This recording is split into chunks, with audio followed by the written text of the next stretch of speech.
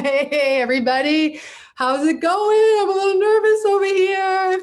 How's it going? Welcome to Cracking Up, where therapy meets comedy. Good to see you all. Thanks for joining. Woo! Tonight's show is sponsored by the Rust on Your Social Skills. So welcome. Tonight, we are going to unpack social phobias and anxiety, which even before COVID were the fastest growing anxiety spectrum disorders.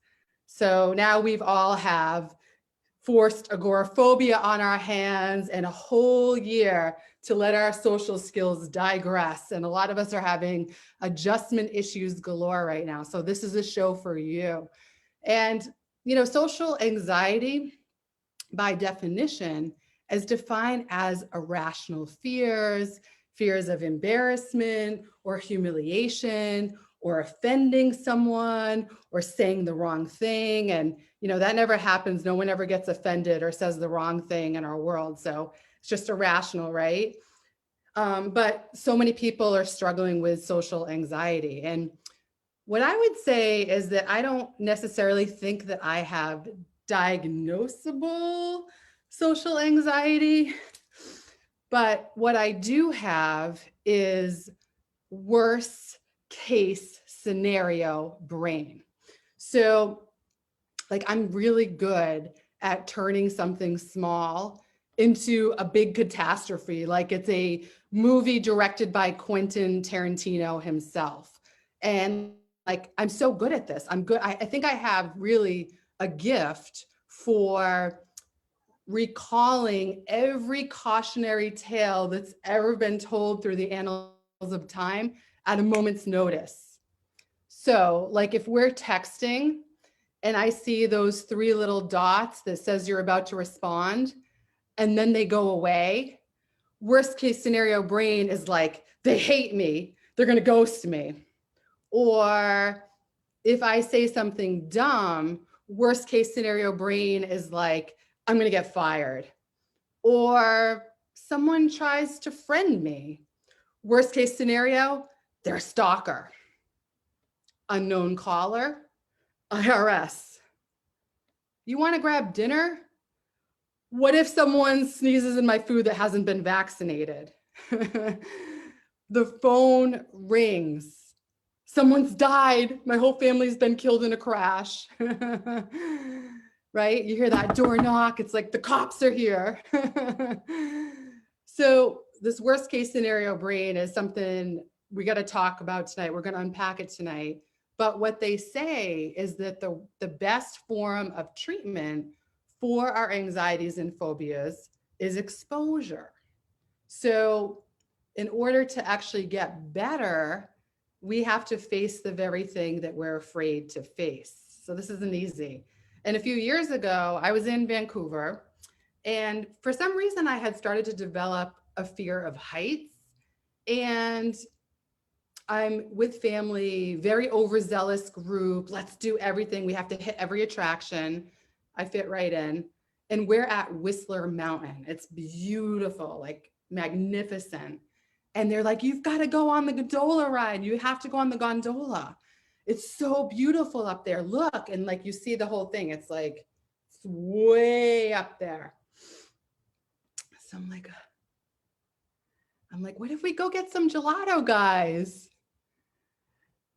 And my worst case scenario had already brought me to my own funeral with my daughter playing on Eagle's Wings on the piano and my son releasing doves into the atmosphere. And then they're like, come on, we're going, right? They won't take no for an answer. So I'm like, okay, I've got my yoga breathing. I can do this. I got this. So we get inside the thing, and I have no idea who the engineer is for this, but they designed it like one of those Egg McMuffin storage containers. So we're in this tight area. And then the whole thing is made up of glass, glass bottom, glass top, the whole thing, panoramic, right? Gonna get the best view around, right? So I'm like, okay, don't look, they say don't look down with heights. I'm not looking down. And then And I feel okay because I'm there with family and it's a small group, but I'm still feel like I'm hyperventilating and I'm about to walk out, and all of a sudden family of 4 comes in. Parents, sister, she looks pretty chill, and the brother, scaredy cat. So they all come in and I'm like, try not to make eye contact. I can do this. I got it. And the thing takes off and I'm kind of shaken. And then I look at scaredy cat and you hear,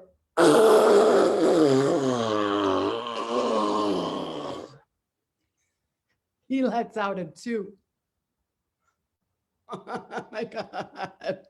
He lets out the worst taco, egg salad, cilantro fart you've ever experienced. It's like not good aromatherapy, not a good sensory experience. And his family was pissed. Like they were so mad. They're like, "Urgh." They were horrified. Like their faces all turned red at the same moment.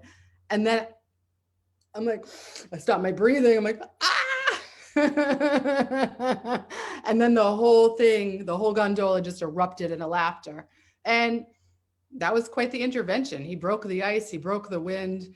And I realized after that my worst case scenario brain had it all wrong. And that's true for all of us. The things that we worry the most about actually aren't the things we have to worry about. Next time I want to, like, this is pre-mask, so good thing for the masks. You think the masks are not good, but maybe they are.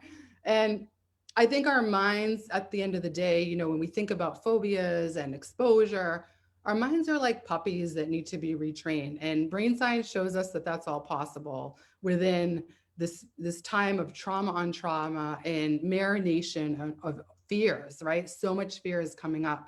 So before I bring in my special guests, my besties who happen to be licensed practitioners, rock stars in the field, to help me with my worst case scenario brain and help all of us at this time of massive social anxiety and adjustment, I want to get your pulse. And I see you guys in the chat box, so that's awesome. Please contribute to the chat box. I'm going to just get your, I want to know the best trick that your worst case scenario brain plays on you. So I'm going to launch the poll. Is it that you believe that you're an epic failure? When the phone rings, someone has definitely died. The second I start to relax, an intrusive thought tells me it's all about to come crashing down. Or that I'm literally going to make a total fool of myself the minute I open my mouth, and then spend the next 8 days replaying it in my mind.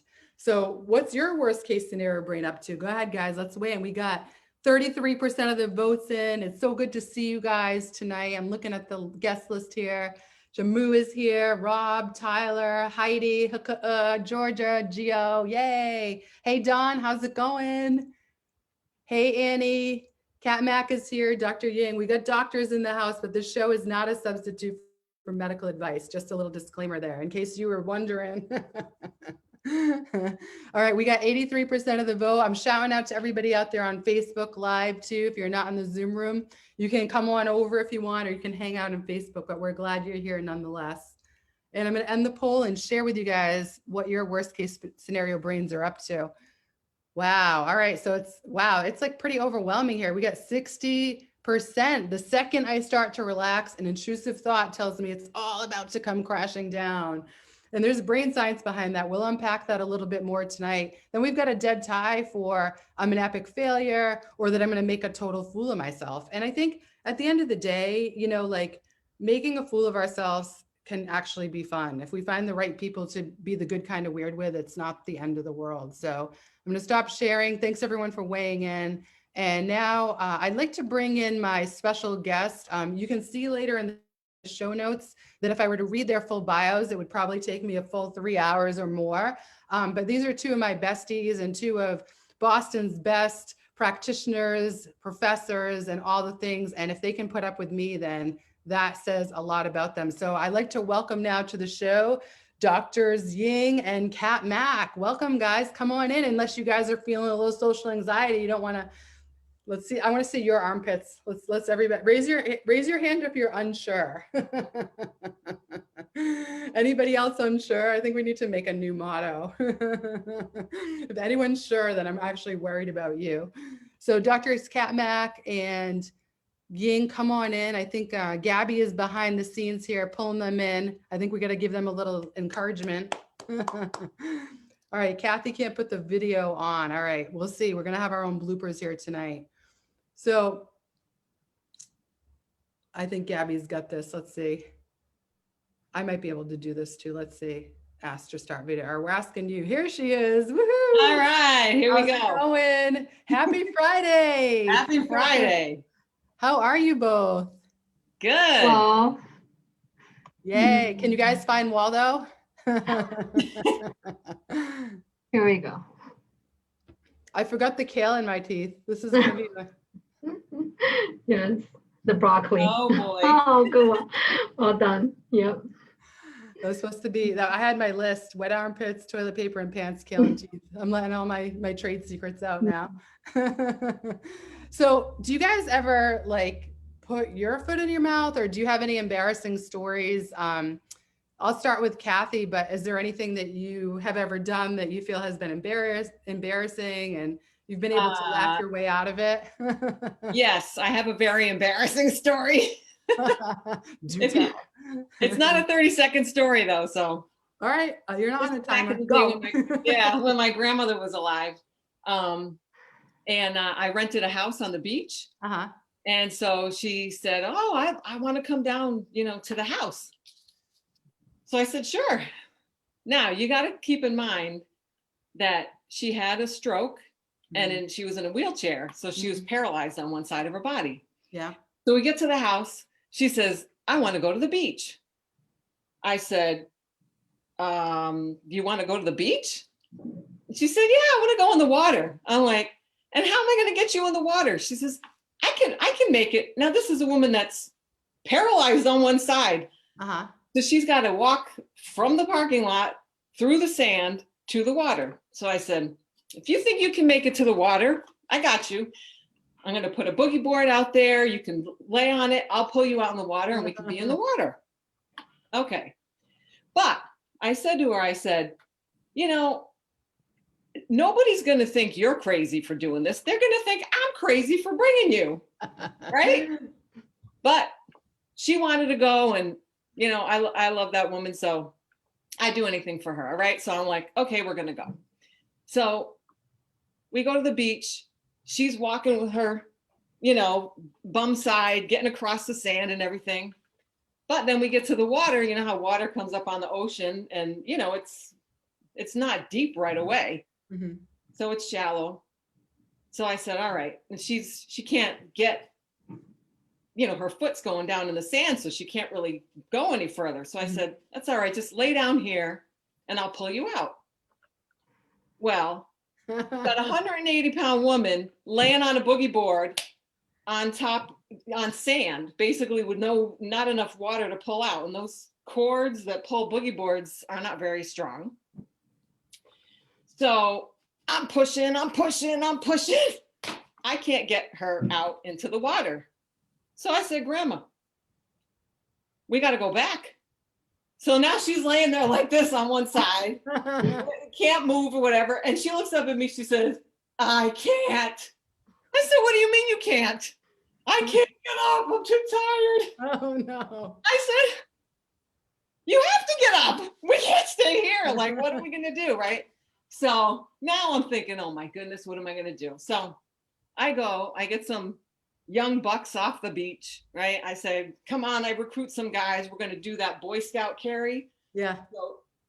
So we get her up. We're Boy Scout carrying her off the beach. And this woman walks over to us. She says, there's some water wheelchairs right over there in the pavilion. And I was like, oh, I wanted to tell her, I said, I'm saying to myself in my head, do I look like I know there's water wheelchairs over there in the pavilion? I mean, come on. That was a very embarrassing moment. How long did it take you to laugh about it? I don't know. I wasn't laughing at the moment. I was really like, oh my gosh. And, it was like in the middle of the summer. This is you know, a popular beach and Uh-huh. everything. So there was, you know, there's rentals all around, there's people all around. So there's a whole bunch of people watching us. You know, it was like I couldn't crawl in the hole fast enough. Oh my gosh. It was very embarrassing. But then we did get her into a water wheelchair. So I wanted to share a picture. Oh, nice. I So love this, it. so you can see, I showed my grandmother before, a different Yes. picture of her, but this is her in the water wheelchair. And she was such a fun person, you know, my whole life. So I love it. Gio's giving a shout out to the mermaids out there. Yeah. That's an insider one. I love it. I feel like when I talked to you earlier today too, you were telling me something about a time when you had a panic attack. What happened? Oh, well, that's kind of different. I don't know if that's like an embarrassing moment, but You want to save it for later? yeah, let's All save right. it for later. Ying, how are you doing? How's it going? I'm doing good. Doing good. I'm racking my brain trying to think of, what of the embarrassing moments of my life I would feel comfortable enough sharing. I Nothing don't like know. easing you guys in with the questions, right? It's like, what's Right. your worst, most embarrassing? Right. Yeah. As much as I would like to be very authentic and, what's the word? Push myself out of the comfort zone.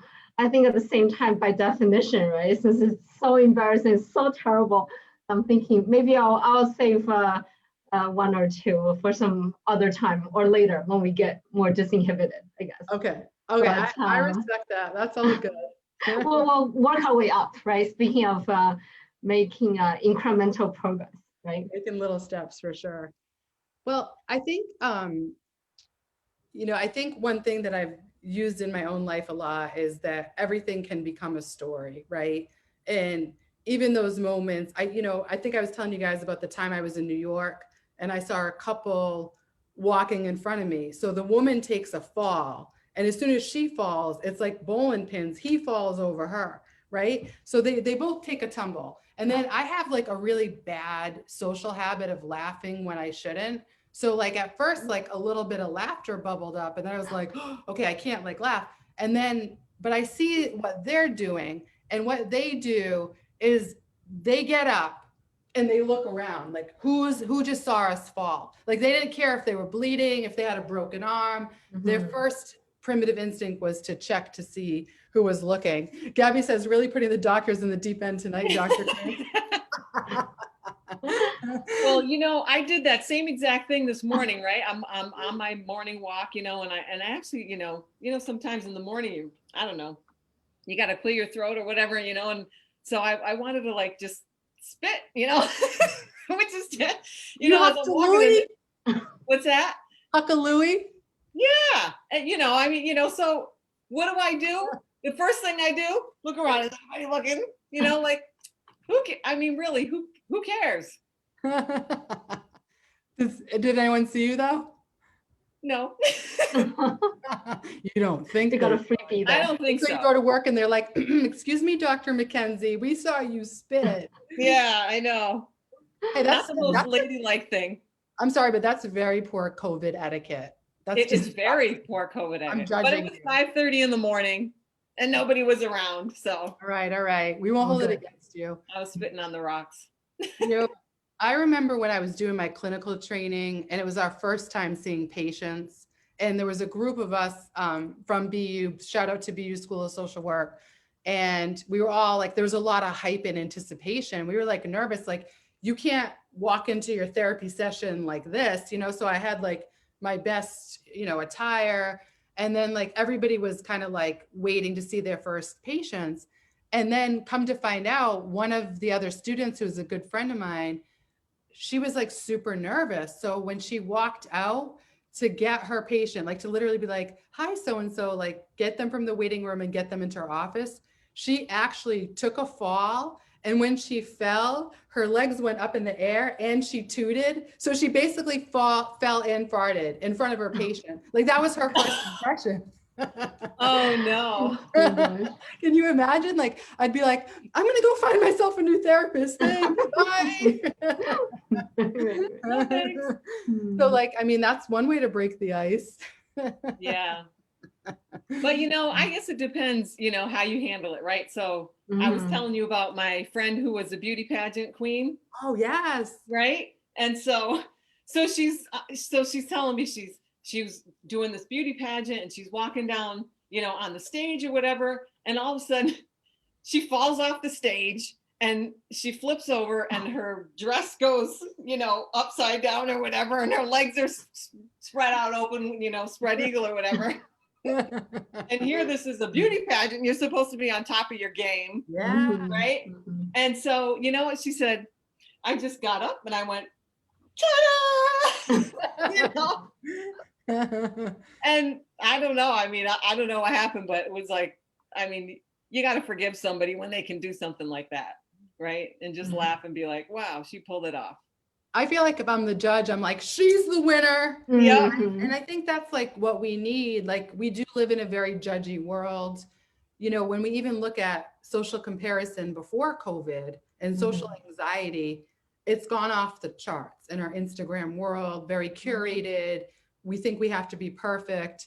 And I was remembering an article I had written in Psychology Today called You're Not As Awkward As You Think. And just really looking again at like, you know, classically an acronym I had come up with called ASSES. So asinine, societal, and self-imposed expectations. I talk about that in my TEDx and in my Mentelligence book, but it's that whole thing of like, we put so much pressure on ourselves within the context of the society that like wants us to be so perfect. And Ying, I loved your Nicole Kidman example. We couldn't find the video footage, but do you want to tell us about that? Because she's definitely like, you know, just kind of a model of sophistication and like Kathy's, you know, beauty pageant friend, right? And what happened? Something happened when she was on Ellen. Yeah, so this was an episode I saw quite a few years ago. And at the time, I was already treating patients, you know, with depression, anxiety, and such. And the moment I saw that little clip, I'm like, oh my gosh, this is going to be the clip that's going to go down my, you know, tool list, hopefully to for anyone who are afraid of embarrassing themselves. So long story short, I actually have not had a chance to find that video, and I hope Gabby has some luck. So, but what I remember is basically Nicole Kidman was being interviewed, and she was looking extra poised and just very elegant and speaking her very you know, sophisticated accent and all this. And I forgot exactly the detail, but somewhere at the end of the sentence, they're all laughing and such, and all of a sudden she snorted. And it was just, it almost sounded like it was so like loud and caught everyone off guard. That even Ellen, I think, had a moment of like, what was that, right? But what was really striking is Nicole Kidman actually said herself, oh, sometimes, again, I'm paraphrasing, I don't remember the detail, but she basically said something like, oh, sometimes, you know, I snort. And you know, or when I get too excited or when I laugh too hard, I snort. Yeah, and then she didn't, you know, she wasn't embarrassed by it, and she had a good laugh, and she brought it up herself rather than, you know, letting somebody else make fun of her after the fact and such. So I just thought, and then the show just went on, and they made fun of it, and Ellen certainly was a good interviewer in that, and showed her skill, and she just moved right on, and but it was such opposite from, you know, this image of this perfectly poised lady. But then I think everybody had such a good laugh about it. And I thought it was a very powerful moment that, and that I have been telling patients about it. Too bad I haven't had a chance to go back to find the clip, but I have mentioned this to a number of patients and saying, you know, it happens to the best of us on live camera in front of millions of audience. And it's okay, it's bound to happen.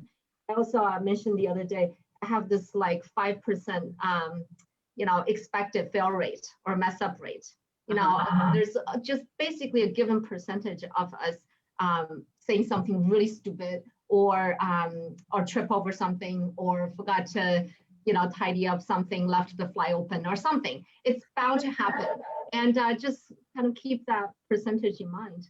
But I thought her video was a very, very beautiful, just, you know, live, spontaneous version of something quite potentially very embarrassing that was handled really well. myself. I love it. It's a great example. There's so Yeah. many bloopers in life. And like, again, like I don't think, at least from my perspective, most anyone that I've ever met and really connected with and formed a deep bond with, it's like a lot of times it's because we both like show our quirks to each other, right? And like you can laugh about it, and I think even like again, just as we're coming through COVID and like, I think we can feel like our social skills are very rusty. We can just feel off.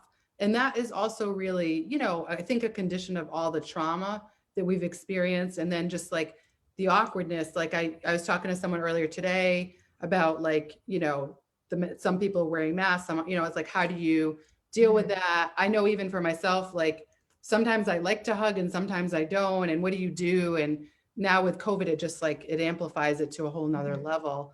But I think that, even before COVID, we were dealing with technology and people like, I think having less opportunities to have face-to-face interactions, right? But what would you say, like you've seen in terms of helping someone maybe train their worst case scenario brain? Because I think this is very common. And I was realizing about myself how much I've overcome with my worst case scenario brain. I've learned to get under control. And that comes with like sleep and exercise, eating well, positive self-talk, self-compassion, humor, like being able to laugh through it. It all, telling stories about it. And then just knowing it's like our shared, humanity, really. So like just saying with those assies, like kick those assies out. Like I'm not going to put these asinine expectations on myself because society does this, because all that, like we talked about in last episode, like, a lot of things of what we're seeing are fake. And the other thing is people wouldn't know. I think people don't know how nervous we are unless you get like this going on. If you get a good deodorant, people won't see sweat. And a lot of times they don't know like what's really going on. So Kathy, could you speak to that a little bit? Like, I know you've had a very successful public speaking career. You're in a leadership role, you teach, and like, and it didn't start out that way. you're one of the best presenters I've ever seen. So I'm just kind of curious, like, just in that, because you take a big risk to, like, a lot of people really have a terrible fear, not only of social situations, but public Performance speaking. anxiety and all that. It started when I was young. So I actually used to play the piano when I was young, and I was really good. And then they wanted me to do a, this is so funny. They wanted me to do a solo, and I ended up quitting because I was like, I'm performing in front of people, right? Yeah. And then, and it's too bad because I come from a family of pianists on both sides of my family. So, and I got those long piano hands. So Yeah. probably, could have been really good, but nobody really walked me through how to overcome the anxiety of that. Now I was like 8 or 9, as a kid, but then when I got older, I was really like panicky about public speaking. Yeah. And I remember saying to myself, darn it, I am not going to let this thing like rule my life. I mean, I have to be able to talk in public. But it was a very long process. So, I remember the first time I went to go speak in public, it was at the hospital that I was working in. And I was going to give a presentation. And so I'm, getting ready for the presentation, weeks ahead and all of that. And then, so a friend of mine asked me, how are you doing with the presentation? And all the carpets turned red. Now, don't ask me. I don't know what that was all about. Wow. But all I know is that my anxiety was so high that all the carpets were red. Wow. So, I mean, it was good. I talked to her about it, and then I realized, okay, obviously I need to talk about this. And I'm just like stuffing all this anxiety in. And as I started doing public speaking, right, I would, my heart would be racing, my throat would be closing up. I could feel my voice cracking and all that kind of stuff. And it probably took me 5 years of repeatedly going back out and trying it again and doing it. And having people say to me, like, I would say like, oh, I'm very nervous or whatnot. And then, people would tell me at the end, you didn't look nervous. You sounded great. And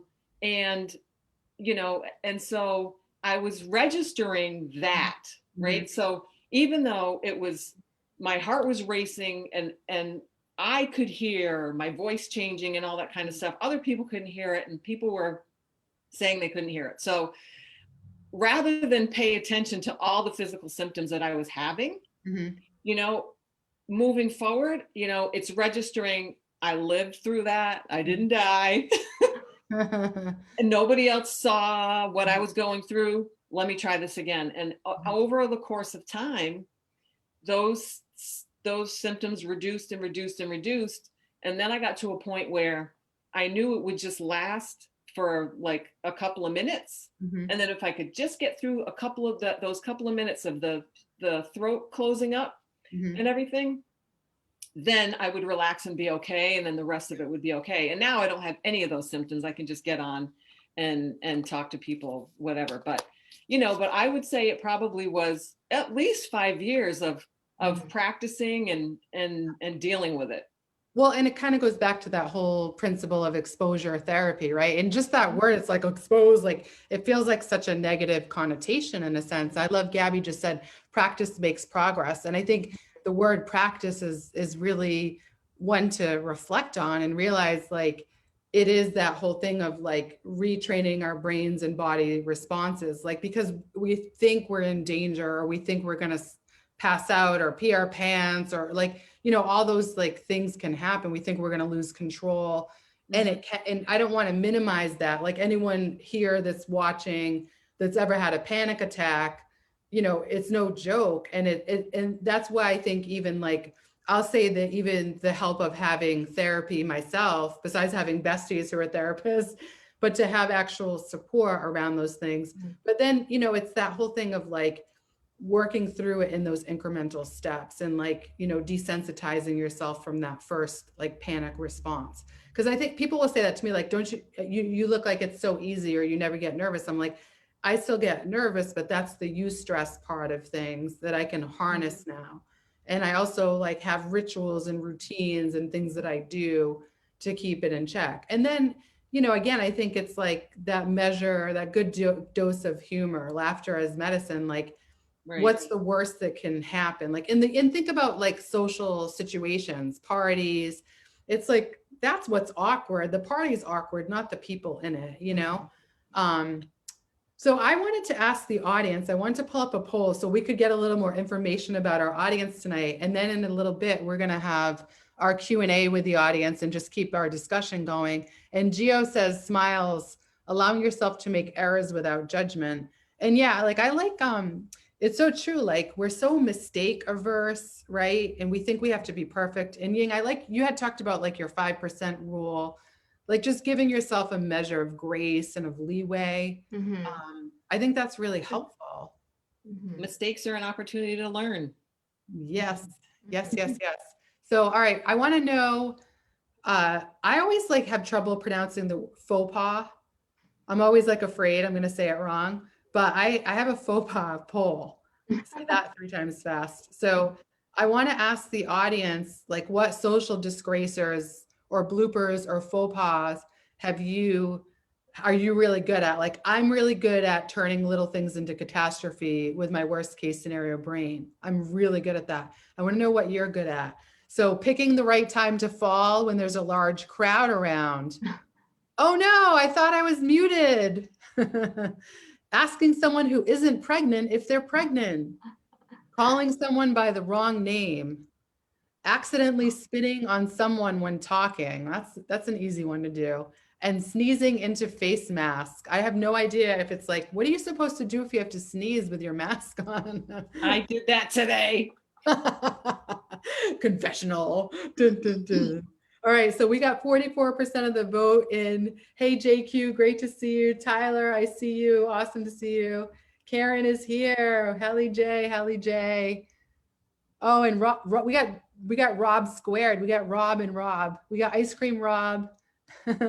in the house eating his stand-up comedy ice cream. I see you. Thanks for coming. My parentals are supposed to be here. I don't know if they made it. They could be on Facebook. Hey, on Facebook, how's it going? All right, we've got 88% of the vote. We're gonna end this in a hot second here. I'm very uncomfortable with these. I need a new actually, I'm a person who doesn't sweat. It's hard for me to break a sweat. Okay. Here we go. Like, you're like, Ling's just like, we didn't need to know that. You're so polite. Okay, so, oh, we've got 33%. Oh no, I thought I was muted. So you guys need to come on and tell us your Zoom bloopers. And then we've got at 22% asking someone who isn't pregnant if they're pregnant, calling someone by the wrong name. Yeah, that's not good. You know, like, and then once you commit to that, like, and then we've got 11% taking falls in front of large crowds and sneezing into the face mask. So Kathy, that was probably you. Did you vote that? No, I can't vote. Oh, there's a fellow face mask sneezer. Yeah. Oh my gosh, that's disgusting. I know. I did that today, and then and then I didn't have a backup mask. Of course, you know, it wasn't like anything came out. You know, it's one of those. Right. We're gonna move on. We're gonna move on. Okay. You know those sneezes that you hold in, you go like that. Well, then you can end up peeing your pants in those situations. Oh my goodness. I haven't peed my pants yet holding a sneeze. Okay, that's good. Has anyone ever done the toilet paper thing? Oh, definitely. Oh yeah. Right here. Mostly on the feet though. Yes. Walking out with it on. I saw my aunt do it once, but then, okay, I was going to do this for the show, but I was like, I could actually get fired for this. So don't get fired. Have you ever seen people when they actually pull the nylons up over? So it's like they accidentally pull the nylons over the dress with the toilet paper. Oh yes, yes. That is the move. If anyone out there has done that, you are officially my hero. Like I buy you lunch. Like I love you. So yeah, so you know, we want to talk with the audience now about ways maybe sometimes the worst case scenario brain can actually be adaptive. Anticipatory anxiety, you know, in some ways can, you know, like help us take perspective, like, okay, it wasn't as bad as I thought. And again, we can work to desensitize. But we also, you know, all of us have specialty in cognitive behavioral treatment, and we understand principles of exposure therapy, you know, like working through these fears and phobias. And especially now in a moment where, again, it feels like agoraphobia has been forced upon us. We feel so rusty in our social skills. Everything is so awkward. We're just trying to adjust still to everything that has transpired and everything that's ahead. And so I just wanted everyone to have a chance to come on with us. And maybe if you have a story you want to share, anything is fair game with us. You know, we're here. And well, I was going to share my panic attack story today. Yeah, do you want to tell us that one? Do. We're all like, yes, tell us about your panic attack. Like, what kind of friends are we? Not that any, I know. Yeah, because I mean, there's social anxiety, and then there's like kind of panic, which is different. And it's not like I've had a ton of panic attacks, but you know, they're no fun. Yeah. No joke. And they're actually kind of different than just general anxiety. You know, so there's anxiety, and then there's panic. Yeah. Right. And when your body goes into panic, I don't know how many people know this, but you know, you just kind of have to wait it out. Right. So, so like, you know, there's a difference between like, if you have an anxiety response, like, let's say if you can relate to this, like you see what you think is a snake, right? You're walking by and you think you see a snake, and you know, you might get anxious or nervous or something like that. But then you realize it's a garden hose, and then your body calms down right away, right? So your body can like— the old garden hose trick. Yeah, it's like, okay, oh, no threat. We're calm, it's fine. But with panic, right? Your body just goes, like the adrenaline just floods into your system. So it's more like an injection of a drug that you just have to, and there's no like counter effect.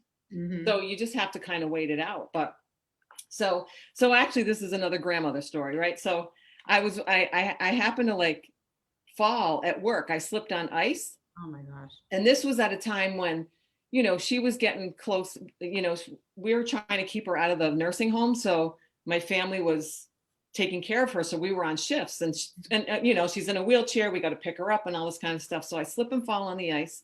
Oh my gosh. And so now I get into work and I'm kind of hobbling. I hurt my back, you know, and right away I just went into a panic attack. I was like, oh my goodness, who's going to take care of her? You know, like, I don't know if I can pick her up. Like, how am I going to do this? Right. And so, and you know, this is before I knew really how to get through a panic attack very well. Right. So I'm at work and I got my head down. I'm like, oh my God. And, you know, I'm breathing and I can't calm myself down. Of course, you can't really calm yourself down during a panic attack. But anyway, I mean, what you do during a panic attack matters. But I will say this. I don't know about this intervention. So my coworker, she comes up to me, right? And she takes my hand. She says, "It's okay." And she puts my hand right on her chest. And she says, "Look at me." Look at me, right? So now I'm having this panic attack. I got my hand all over her chest. It's my coworker, and I'm saying, I don't know what's more uncomfortable, a panic attack or the fact that I have my hand on this woman's chest. You know? And I'm like, oh my goodness. So anyway, I mean, I suppose, I don't know if I wanted to have my hand on her, maybe that's a good intervention. I don't know. Paradoxical intervention. It's a paradoxical intervention, but anyway.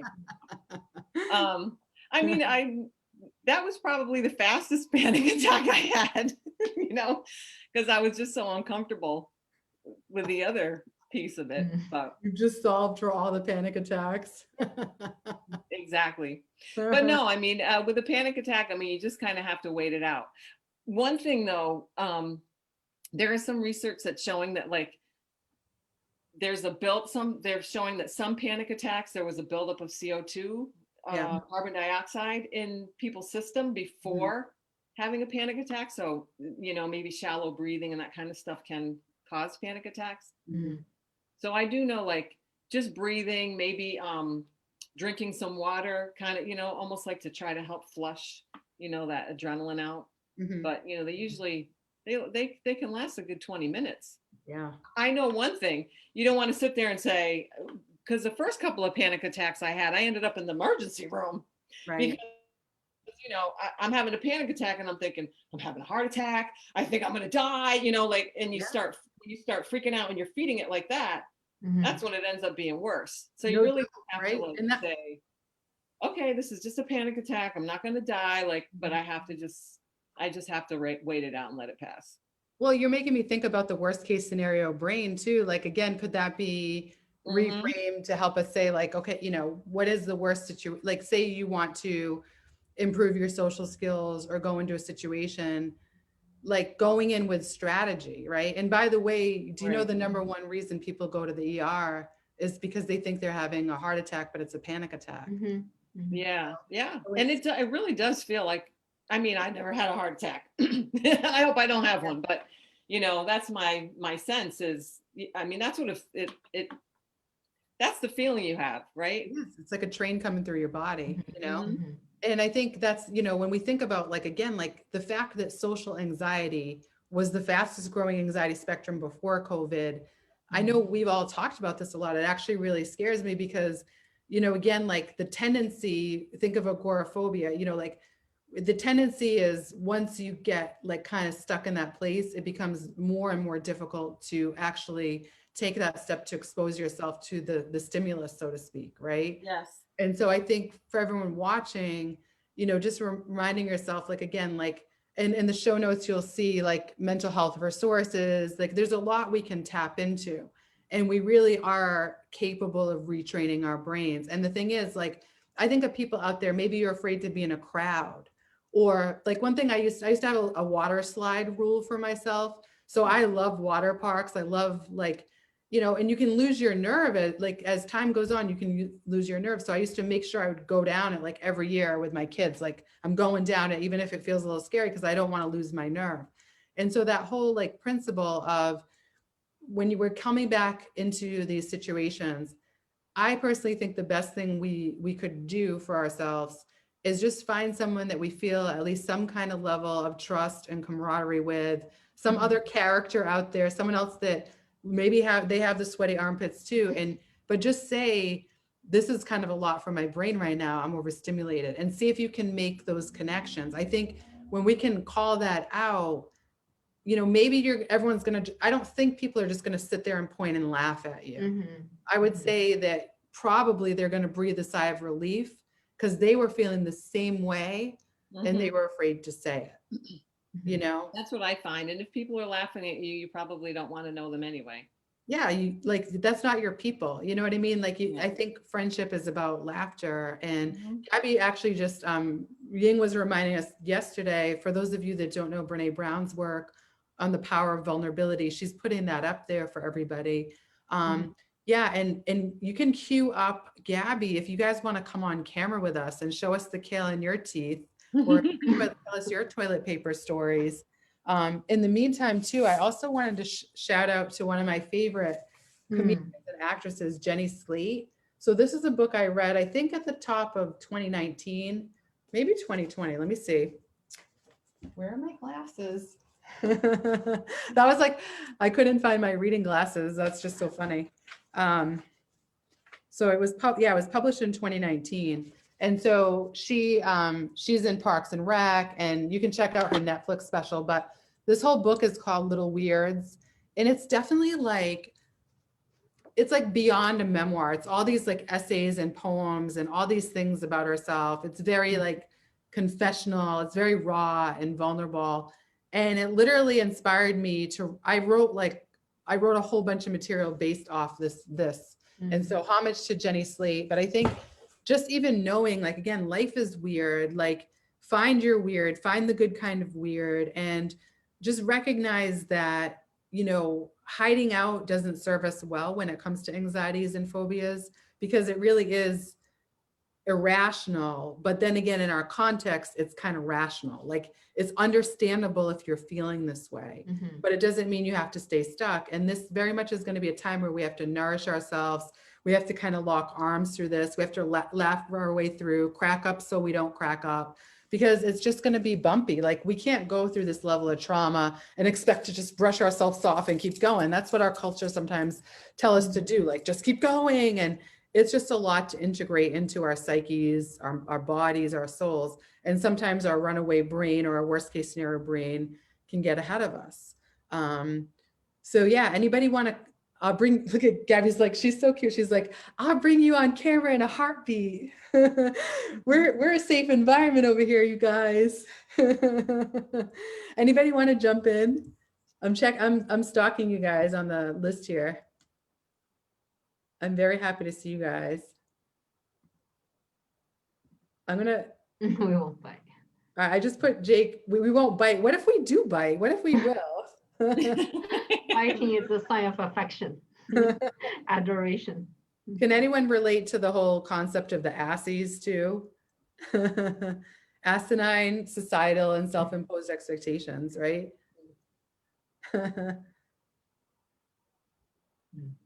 There's so much, you know, with that. So.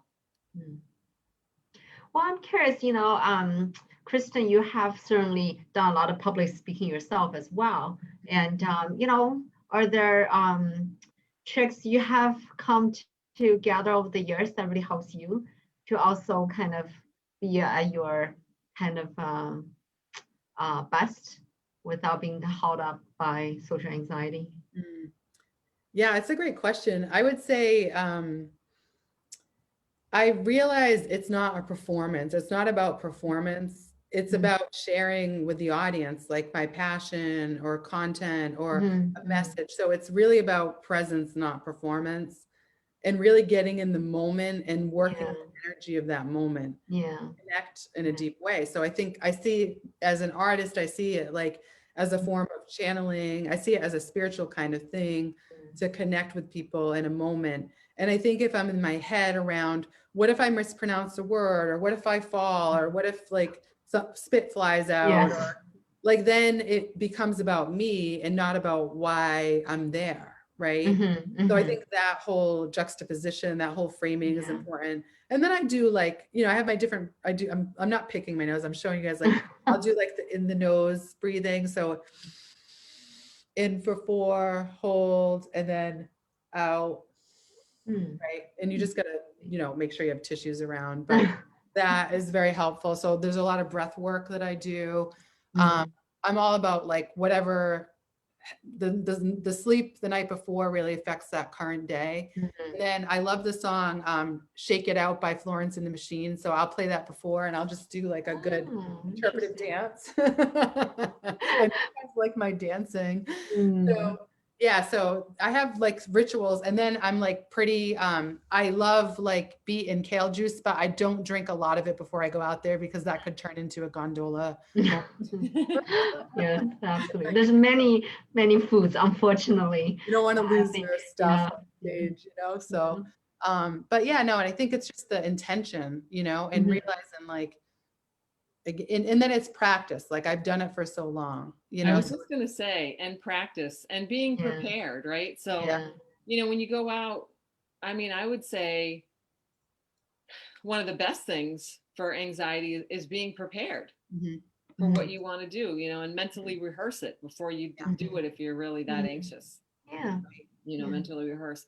And you can do that even like if you're thinking about confronting somebody on an issue, right? And so, you know, that's not like a social, but I mean, that's a social thing. Like if you want to talk to somebody about a problem, or you want to go do something that you haven't done before. I mean, you know, the brain doesn't really, you know, neuroscience is finding that the brain doesn't really know that much of a difference between if you like really vividly imagine it or if you actually do it, you know. So I know, I mean, I'm one that does a lot of visualization and practice of things before I do something. So by the time you get around to doing it, you really kind of have already done it before.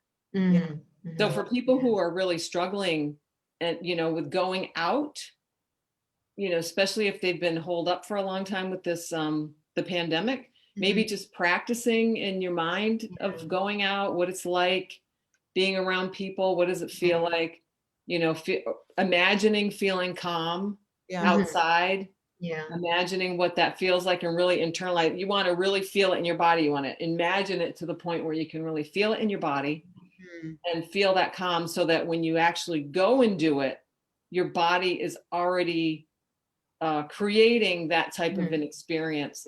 Your brain's going to put that experience together for you when you actually do it. I love how you put that.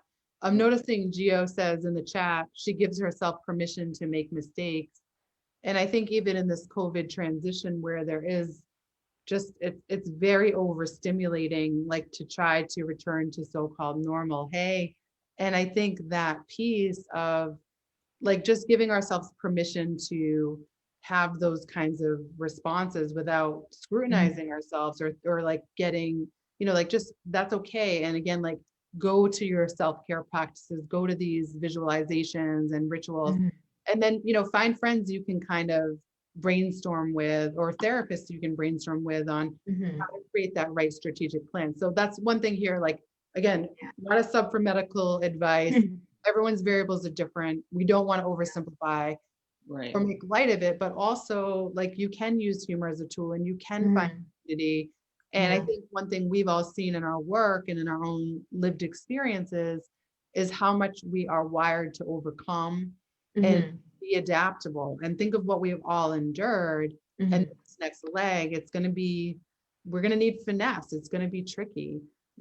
So what would be anybody else, like, it was good to see you on camera, JQ. Anybody else have any last questions to ask us before we have our last word tonight?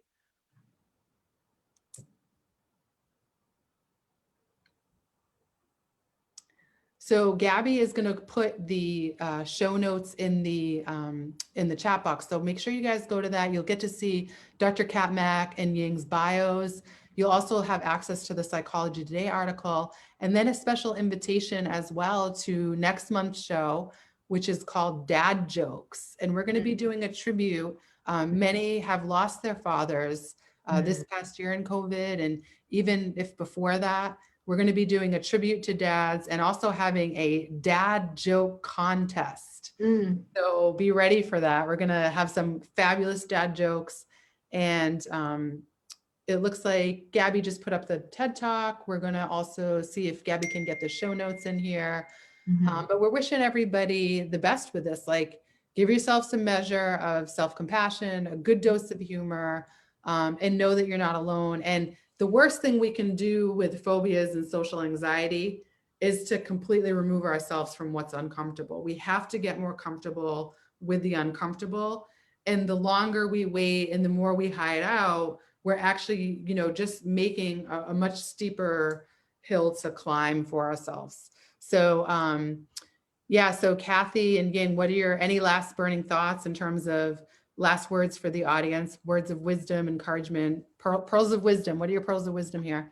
One step at a time. On your chest when you're having a panic attack. Yeah, right. Yeah, just do some story. Weird thing, to distract yourself during a panic attack. No, no, just one step at a time. I mean, anxiety is one of those things. And, we should always also say with anxiety, like, you got to be careful of the information that you're consuming, right? There's so much negative stuff out there that's going to keep us freaked out. So, I mean, I don't watch the news.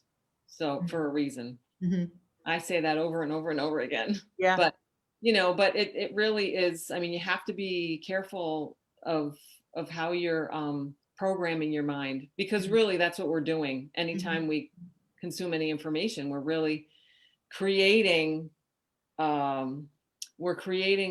framework for ourselves. Yeah.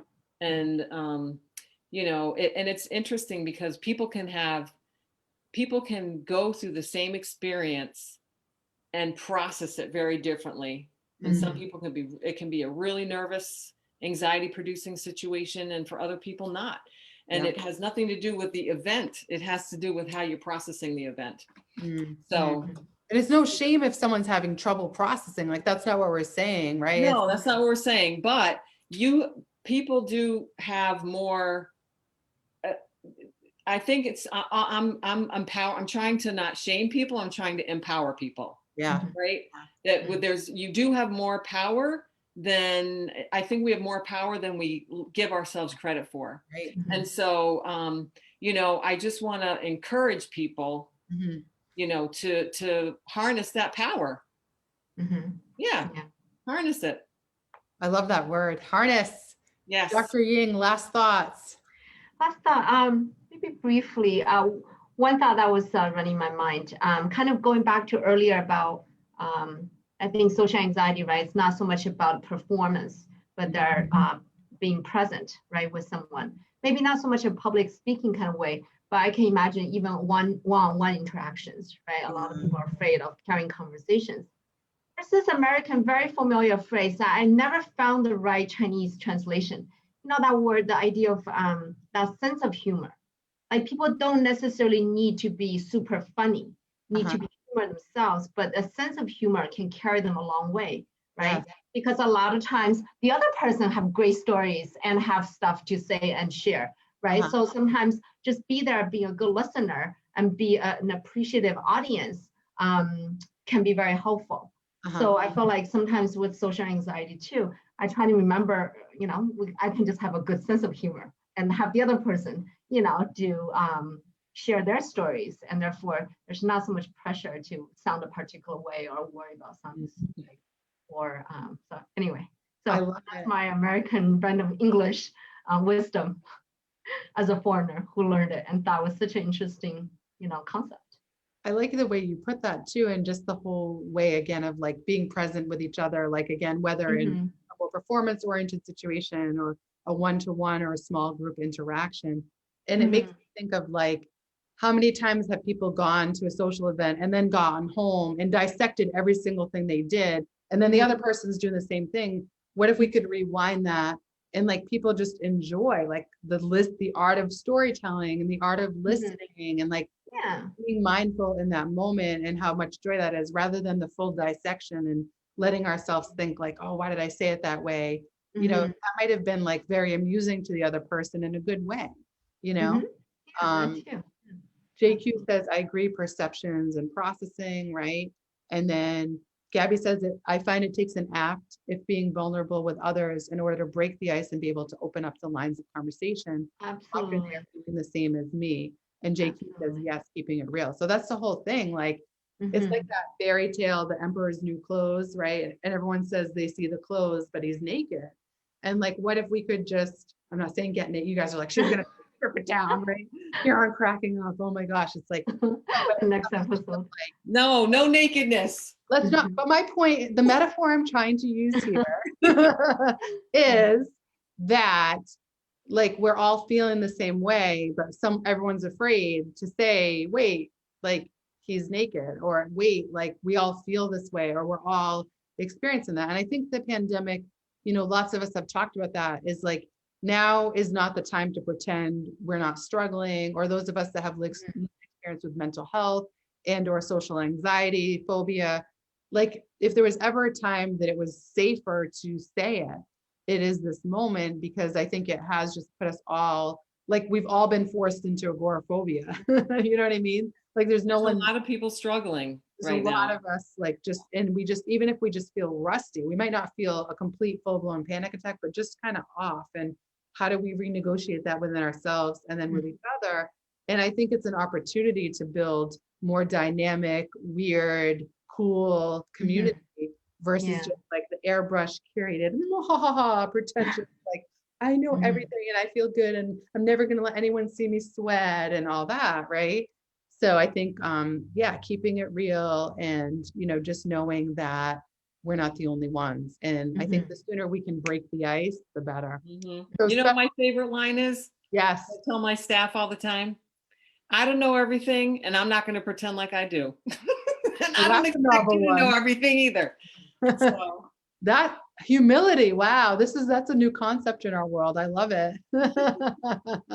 And you know what's that? You probably know more than, like, you know what I mean? Like, it's just, you know, I think I always say to my students, run away from the person that acts like they know everything and they have it together, because they're compensating. Right. Yeah, generally.